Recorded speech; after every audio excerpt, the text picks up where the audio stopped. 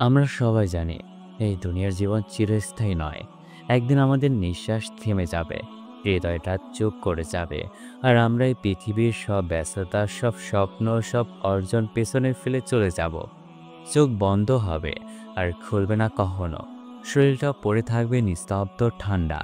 কাছের মানুষগুলো কাঁদবে, চোখ মুছবে, কেউ এসে শেষবারের মতো গালে হাত রেখে বলবে, আল্লাহ ওনাকে জান্নাত দান করুন। এরপর কাফনের কাপড়ে মোড়ানো আমাদের সেই শরীরটাকে শুইয়ে দেওয়া হবে কবরে। ধীরে ধীরে মাথার পাশে মাটি পড়বে, বুকের উপরে, পায়ের কাছে, চারপাশে শুধু অন্ধকার আর নিস্তব্ধতা। কেউ আর সেখানে থাকবে না, শুধু আমি আর আমার আমল। এইখান থেকেই শুরু হবে এক নতুন জগৎ, যেটাকে বলে আখিরাত। এখানে আসবে দুজন ফেরেশতা, মুনকার ও নাকির। তারা জিজ্ঞাসা করবে, তোমার প্রভুকে, তোমার ধর্ম কি, তোমার নবীকে। এই প্রশ্নের উত্তর দিতে পারবে না সেই মানুষ যার জীবন শুধু দুনিয়ার পেছনে দৌড়ে কেটেছে, কিন্তু যিনি আল্লাহকে চিনেছেন, ভালোবেসেছেন, তার নবীকে অনুসরণ করেছেন। তিনি শান্তভাবে উত্তর দেবেন। এই কবর হয়তো কারোর জন্য জান্নাতের বাগান হবে, আবার কারোর জন্য জাহান্নামের আগুনের এক টুকরো গর্ত। এই জীবন সাময়িক, কিন্তু মৃত্যুর পরের জীবন চিরস্থায়ী। এখনও সময়, ভেবে দেখুন নিজেকে প্রস্তুত করার। মৃত্যুর পর থেকে কিয়ামত পর্যন্ত সময়টুকু মানুষ কবর তথা সমাধি স্থানে অবস্থান করবে। আল্লাহ বলেন, যখন তাদের কারো মৃত্যু উপস্থিত হয়, তখন সে বলে, হে আমার প্রতিপালক, আমাকে পুনরায় প্রেরণ করুন, যাতে আমি সৎ কাজ করতে পারি, যা আমি আগে করিনি। না, এটা হওয়ার নয়, এটা তো তার একটি কথা মাত্র। মৃত্যুর সঙ্গে সঙ্গে মানুষ নতুন জীবনে প্রবেশ করে, সেটা হলো আলমে বারজাখ। ইমাম সাবি রহমতুল্লাহ বলেন, বারজাখ হলো দুনিয়া ও আখেরাতের মধ্যবর্তী একটি জীবন, যা যেমন পার্থিব জীবন নয়, তেমন পরকালীন জীবনও নয়। কবরের জীবনের প্রথম ধাপ হলো ফেরেশতাদের জিজ্ঞাসাবাদ। আবু হুরায়রা রাদিয়াল্লাহু থেকে বর্ণিত, রাসূল সাল্লাল্লাহু আলাইহি সাল্লাম বলেন, মৃত ব্যক্তি বা তোমাদের কাউকে যখন কবরে রাখা হয়, তখন কালো বর্ণের এবং নীল চোখ বিশিষ্ট দুজন ফেরেশতা আসেন তার কাছে। তাদের মধ্যে একজনকে মুনকার এবং অন্যজনকে নাকির বলা হয়। বারা ইবনে আজির রাদিয়াল্লাহু থেকে বর্ণিত হাদিসে ভাষ্যমতে কবরে তিনটি প্রশ্ন করা হয়। তা হলো, তোমার প্রতিপালককে, তোমার দিন বা ধর্ম কি, তোমার নবীকে।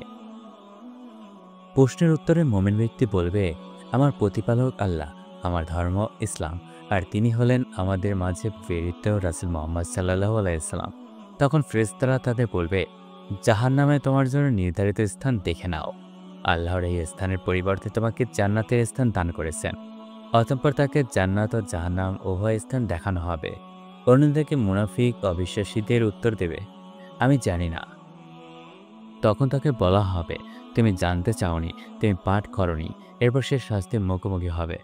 মৃত্যুর পর সবাই মুনকার নাকিরের প্রশ্নের মুখোমুখি হবে এবং বারজাকের শাস্তির সুখ ভোগ করবে, চাই তাকে দাফন করা হোক বা না হোক। এমনি তার দেহ যদি ছিন্নভিন্ন হয়ে যায়, হিংস্র প্রাণী তাকে খেয়ে ফেলে, সে পুড়ে নষ্ট হয়ে যায়, তাকে চূর্ণ বিচূর্ণ করা হয়, অথবা ছাই বানিয়ে তার দেহাবশেষ বাতাসে ঘুরিয়ে দেয় বা সমুদ্রে ডুবে যায়। যেমন নূহ আলাইহিসসালামের সম্প্রদায় সম্পর্কে বলা হয়েছে, তাদের অপরাধের জন্য তাদের নিমজ্জিত করা হয়েছিল এবং পরে তাদের দাখিল করা হয়েছিল আগুনে। এরপর তারা কাউকে আল্লাহর মোকাবেলায় পায়নি সাহায্যকারী। আলমে বারজাখে মুমিন ব্যক্তি জান্নাতের সুখ শান্তি উপভোগ করবে এবং প্রশান্ত চিত্রে ঘুমিয়ে থাকবে। হাদিসে এসেছে, মুমিনের উত্তরে সন্তুষ্ট হয়ে মুনকার নাকির বলবে, আমরা জানতাম তুমি এ কথাই বলবে। তারপর সে ব্যক্তির কবর দৈর্ঘ্য প্রশস্তে 70 গজ করে প্রশস্ত করা হবে এবং তার জন্য এখানে আলোর ব্যবস্থা করা হবে। তারপর তাকে বলা হবে, তুমি ঘুমিয়ে থাকো। তখন সে বলবে, আমার পরিবার পরিজনকে সুসংবাদ দেওয়ার জন্য আমি তাদের কাছে ফিরে যেতে চাই। বাসর ঘরের বরের মতো তুমি এখানে এমন গভীর ঘুম দাও, যাকে তার পরিবারের সবচেয়ে প্রিয়জন ছাড়া আর কোনো ব্যক্তি জাগিয়ে তুলতে পারে না।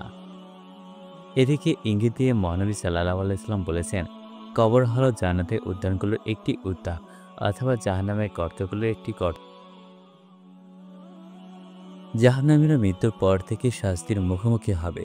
আল্লাহ বলেন, অতঃপর আল্লাহ তাকে তাদের ষড়যন্ত্র অনিষ্ট থেকে রক্ষা করলেন এবং কঠিন শাস্তির পরিবেষ্টন করলেন ফিরআউন সম্প্রদায়কে। তাদের উপস্থিত করা হয় আগুনের সম্মুখে সকাল সন্ধ্যা, এবং যেদিন কিয়ামত সংঘটিত হবে সেদিন বলা হবে, ফিরআউন সম্প্রদায়কে নিক্ষেপ করো কঠিন শাস্তিতে। আল্লাহর পথে জীবন উৎসর্গকারী শহীদদের মৃত্যু হলেও প্রকৃতপক্ষে তারা জীবিত এবং আল্লাহর পক্ষ থেকে রিজিক প্রাপ্ত। ঈর্ষাদ হয়েছে যারা আল্লাহর পথে নিহত হয়েছে তাদের কখনোই মৃত মনে করো না, বরং তারা জীবিত এবং তাদের প্রতিপালকের পক্ষ থেকে তারা জীবিকা প্রাপ্ত। আল্লাহর নিজ অনুগ্রহে তাদের যা দিয়েছে তাতে তারা আনন্দিত, এবং তাদের পেছনে যারা এখনও তাদের সঙ্গে মিলিত হয়নি তাদের জন্য আনন্দ প্রকাশ করে, এজন্য যে তাদের কোনো ভয় নেই এবং তারা দুঃখিত হবে না। আবু হুরায়রা রাদিয়াল্লাহু থেকে বর্ণিত, রাসূল সাল্লাল্লাহু আলাইহি সাল্লাম বলেছেন, ঈমানদার ব্যক্তির মৃত্যুর পর তার যে সকল কাজ ও তার যে সব পুণ্য তার সঙ্গে যুক্ত হয় তা হলো যে জ্ঞান সে অন্যকে শিক্ষা দিয়েছে এবং তার প্রচার করেছে, তার রেখে যাওয়া সৎকর্মপরায়ণ সন্তান, কোরআন যা সে ওয়ারিশ সূত্রে রেখে গেছে, অথবা মসজিদ যা সে নির্মাণ করেছিল, অথবা পথিক মুসাফিরদের জন্য সে চারাইখানা নির্মাণ করেছে, অথবা পানির নহর যা সে খনন করেছে, অথবা তার জীবনদশায় ও সুস্থ অবস্থায় তার সম্পদ থেকে যে দান খয়রাত করেছে তা তার মৃত্যুর পরও তার সঙ্গে তার আমলনামা যুক্ত হবে। আবু হুরায়রা রাদিয়াল্লাহু থেকে বর্ণিত হাদিসে বলা হয়েছে, মৃত্যুর পর মুমিন ব্যক্তির আত্মাকে যখন মুমিনদের রূহগুলোর কাছে নিয়ে যান, তোমাদের কেউ প্রবাস থেকে এলে তোমরা যেরূপ আনন্দিত হও, মুমিনদের রূহ ওই নবাগত রূহকে পেয়ে ততটাই আনন্দিত হয়। মুমিনদের রূহ নবাগত রূহকে জিজ্ঞাসা করে যে, অমুক ব্যক্তি দুনিয়াতে কি কাজ করেছে? তখন ফেরেশতারা বলে, তার সম্পর্কে তোমরা কি জিজ্ঞাসা করবে? সে দুনিয়ায় চিন্তা ভাবনায় ছিল। যখন নবাগত রূহ বলে, সে কি তোমাদের কাছে আসেনি? তখন আসমানের ফেরেশতারা বলে, তাকে তার বাসস্থান হাবিয়াতে নিয়ে যাওয়া হয়েছে। তাদের মৃত্যুর সময় ফেরেশতারা আগমন করেন এবং ভালো লোকদের কাছে এসে তাদেরকে সুসংবাদ শোনাতে গিয়ে বলেন, তোমরা এখন আখিরাতের মঞ্জিলের দিকে যাচ্ছ, তোমরা নির্ভয় থাকো, সেখানে তোমাদের কোনো ভয় নেই। তোমাদের পিছনে তোমরা যে দুনিয়া ছেড়ে এসেছো সে ব্যাপারেও তোমরা নিশ্চিন্তে থাকো। তোমার পরিবারবর্গের সম্পদ ও আসবাবপত্র এবং দিন ও আমানতের হেফাজতের দায়িত্ব আমাদের জিম্মায় রয়েছে। আমরা তোমাদের প্রতিনিধি। তোমরা আমাদেরকে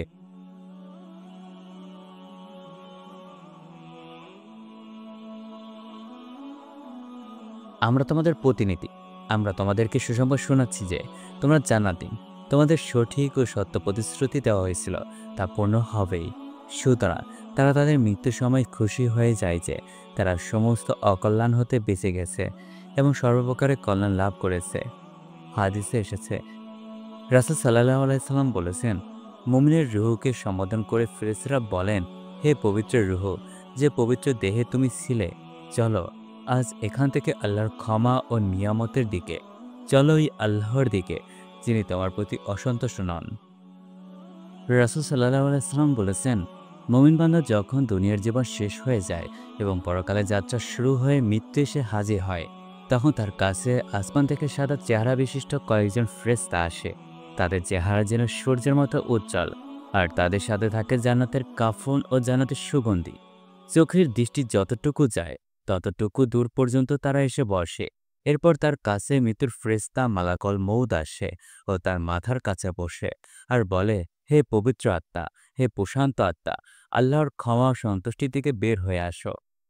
রাসূল সাল্লাল্লাহু আলাইহি সাল্লাম বলেন, পানির পাত্র থেকে পানির ফোঁটার মতো তার আত্মা তখন বের হয়ে আসে। ফেরেশতা তখন তাকে ধরে ফেলে। অন্য এক বর্ণনায় আছে, যখন তার আত্মা বের হয়ে আসে তখন আসমান ও জমিনের মধ্যবর্তী ফেরেশতারা সকলে তার জন্য রহমতের দোয়া করতে থাকে, এবং আসমানের যত ফেরেশতা আছে তারা ওই বান্দার জন্য আসমানের দরজাগুলো খুলে দেয়। দরজার কাছে যত ফেরেশতা আছে তারা সকলেই এই ব্যক্তির রূহ তাদের নিকট আসার জন্য আল্লাহর কাছে দোয়া করতে থাকে। ফেরেশতারা যখনই রূহকে ধরে ফেলবে তখন তারা এক পলকও তাদের হাতে না রেখে এটা নিয়ে যাবে। অতঃপর এই রূহকে জান্নাত থেকে আনা সেই কাফনে এবং ওই সুগন্ধির মধ্যে রেখে দেবে। রাসূল সাল্লাল্লাহু আলাইহি সাল্লাম বলেছেন, অতঃপর ফেরেশতারা এই রূহকে নিয়ে উপরে উঠতে থাকবে। ফেরেশতাদের যে দলের পাশ দিয়ে যাবে তারাই জানতে চাইবে, এই পবিত্র আত্মাটি কার? উত্তরে ফেরেশতারা বলবে, অমুকের ছেলে অমুকের রূহ। সুন্দর নামে তাকে সম্বোধন করবে, যে নামে দুনিয়াতে তার পরিবারের লোকজন তাকে ডাকত। অতঃপর ফেরেশতারা তাকে নিয়ে দুনিয়ার আসমানে আরোহণ করবে, আর এই বান্দার জন্য আসমানের দরজা খুলে দিতে চাওয়া হবে। পরে তা খুলে দেওয়া হবে। এভাবে তাকে সপ্তম আসমানে নিয়ে যাওয়া হবে। আল্লাহ তাআলা তখন বলবেন, আমার বান্দার কিতাব ইলিয়ানে লিখে দাও। অতঃপর তার আমলনামা লেখা হবে অতি উত্তম স্থান জান্নাতে। এরপর আল্লাহ তাআলা বলবেন, তোমরা এই বান্দার রূহকে আবার জমিনে ফিরিয়ে নিয়ে যাও। কেননা আমি ওয়াদা করেছি যে মাটি থেকে তাদেরকে সৃষ্টি করেছি, তাদেরকে আবার মাটিতে ফেরত নিয়ে যাব এবং পুনরায় এই মাটি থেকে তাদেরকে বের করা আনব।